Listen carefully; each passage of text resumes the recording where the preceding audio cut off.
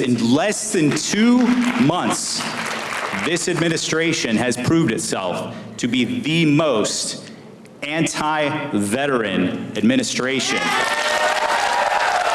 ever. I felt like someone needs to speak up for my patients, the most vulnerable people, and that's all the voices that we're hearing here. Many of them are people speaking up for vulnerable people, and so I feel like that's a responsibility of my job as a physician to represent my patients in this way. These federal job cuts are not just numbers on a spreadsheet. They are real people, real families, and real consequences.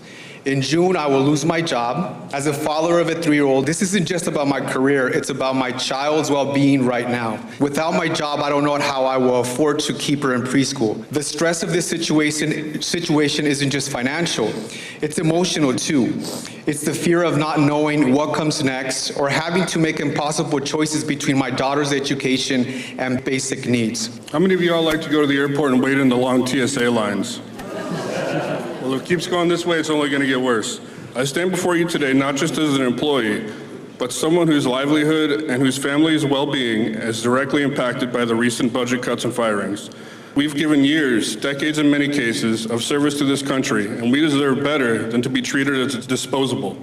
This president and his billionaire buddy are destroying careers, disrupting lives, and causing untold stress with American households. We must stand up for these federal employees. We must fight for them to be reinstated to their jobs, and we must ensure that the felon in the White House respects the laws of the land.